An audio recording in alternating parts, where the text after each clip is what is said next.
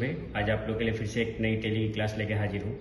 आज हम कुछ नया फिर से सीखने की कोशिश करते हैं। अकाउंटिंग वाउचर में जाएंगे, सेम वही फंक्शन के साथ में आप F11 प्रेस कर लो और जो भी ऑप्शन करना है उसको करेंगे और जो नहीं करना उसको नो कर देंगे।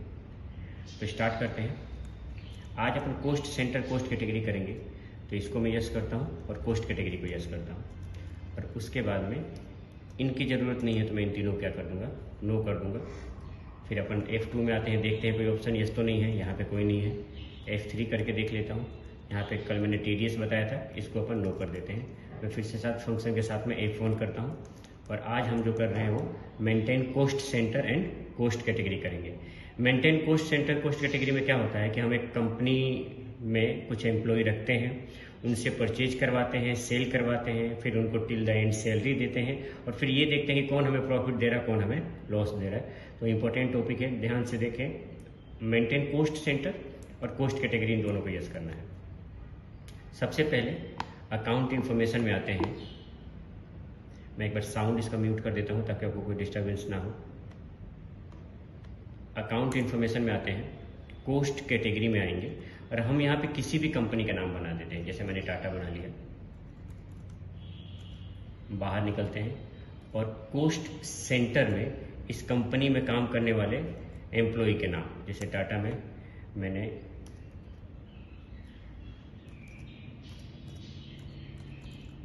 राहुल और रीना दो एम्प्लॉय बना दिए। एस्केप से बाहर निकलते हैं। अब सिंपल तरीका, अकाउंटिंग वाउचर में आएंगे और परचेज और सेल करेंगे। F9 करता हूँ मैं और इस टाइम इसको सिंगल एंट्री मोड में करेंगे, मतलब कंट्रोल V करेंगे। कंट्रोल V करते हैं, ये सिंगल एंट्री मोड है और ये जब कंट्रोल V करूँगा तो डबल एंट्री मोड आ जाएगा। तो मैं आज इस एंट्री को कंट्रोल V करके सिंगल एंट्री मोड में करेंगे। सेम वही काम, ऑल्ट C करके हम पार्टी का नाम बनाते हैं, राम सन्ड्री क्रेडिटर। कहीं पे कुछ यस नो करने की ज़रूरत नहीं है आपको। एक कुछ भी अमाउंट डाल देता हूँ क्योंकि बाद में जब मैं परचेज करूँगा तो उस अमाउंट के साथ में इसको मैच कराऊंगा। ऑल्ट C करते हैं, परचेज का लेजर, परचेज अकाउंट में नेम ऑफ आइटम मैं टाटा ब्रॉडबैंड ले लेता हूँ। यूनिट में नंबर्स ले लेते हैं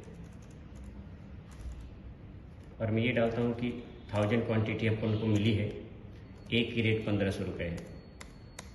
तो जो अमाउंट अपने पास में है उससे मैं अपने एम्प्लॉइयों के बीच में बांट दूंगा कि किसको कितने का प्रोडक्ट मैं दे रहा हूँ। मैंने राहुल को 8 लाख का माल दे दिया और रीना को मैंने 7 लाख का माल दे दिया। एंटर एंटर, मतलब इस 15 लाख को जितने भी एम्प्लॉय होंगे उनके बीच में डिवाइड कर देना है। अगर डिवाइड नहीं करेंगे तो अलग से अमाउंट को शो करेगा। मैंने 8 और 7 कर दिया, एंटर। अब इस 1 रुपये को जो मैंने शुरू में डाला था उसको इसके साथ में क्या कर लेते हैं, मेंटेन कर लेते हैं। Enter enter enter. अगर आप अमाउंट कम डालेंगे तो मेंटेन नहीं होगा।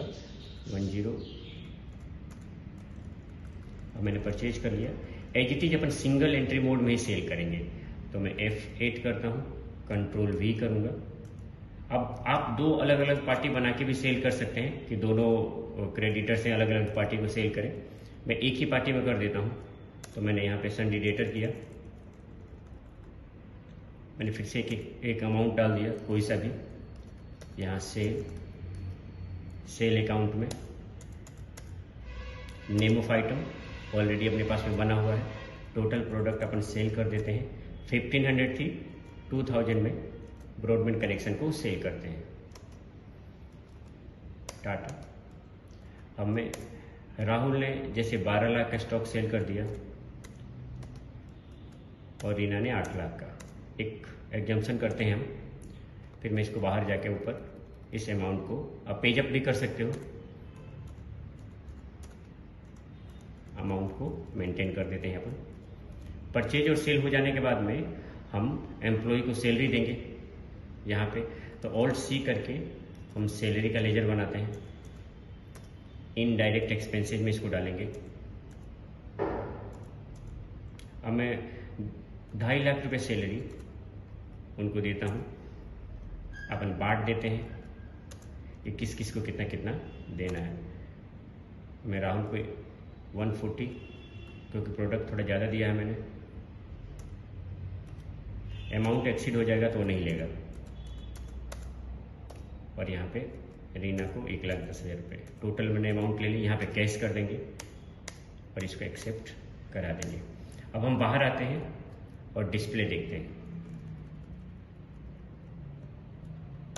डिस्प्ले में आते हैं, स्टेटमेंट ऑफ अकाउंट में आएंगे, कोस्ट सेंटर में आएंगे और कोस्ट सेंटर ब्रैकेट में आएंगे, ब्रेकअप में आएंगे और यहाँ एंटर मारते हैं। अब आप देखिए ये 8 लाख रुपए का हमने परचेज किया है राहुल ने, और 12 लाख रुपए में इस प्रोडक्ट को सेल किया है, और 1,40,000 रुपये सैलरी देने के बाद में 2,60,000 रुपये का प्रॉफिट हुआ है।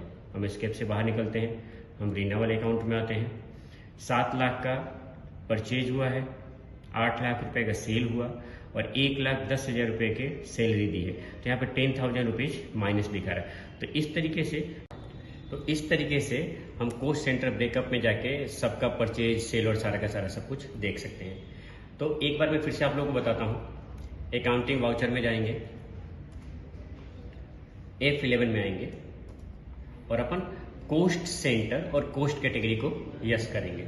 इसको यस करने के बाद में जो सबसे इंपॉर्टेंट काम है वो ये है कि अपन आएंगे अकाउंटिंग इंफॉर्मेशन में और यहाँ आएंगे कोस्ट कैटेगरी में। कोस्ट कैटेगरी में आने के बाद में हमने क्या बनाया, एक कंपनी का नाम कुछ भी आप बना लो, टाटा, जियो, जो मर्जी सो बनाना है, और कोस्ट सेंटर में आके हम उस कंपनी के अंदर काम करने वाले जितने भी एम्प्लॉई है, और इस चीज का ध्यान रखना है कि इनको अंडर उसी कंपनी के अंदर में बनाना है। कभी कभी हम क्या करते हैं कि जैसे मैं क्रिएट करूंगा यहाँ पे, तो यहाँ पे प्राइमरी में इस तरीके से लिखा होता है प्राइमरी कोस्ट कैटेगरी, और यहाँ में अगर नाम डाल दूंगा तो वो शो नहीं करेगा। जैसे मैंने कुछ भी नाम डाल दिया,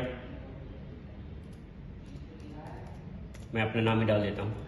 अब मैं जब आऊंगा बाहर निकल के, जब मैं ऑल्टर में आता हूं, तो ये कहां दिखाई दे रहा है, प्राइमरी कोस्ट कैटेगरी में। तो ये प्राइमरी कोस्ट कैटेगरी में नहीं आना चाहिए, जो भी नाम आएगा उसी कंपनी के अंदर आएगा। तो ये बहुत ही इंपॉर्टेंट टॉपिक है, इस चीज को ध्यान रखें। तो नेक्स्ट टॉपिक में अब हम आपसे मिलेंगे, तब तक के लिए बाय बाय।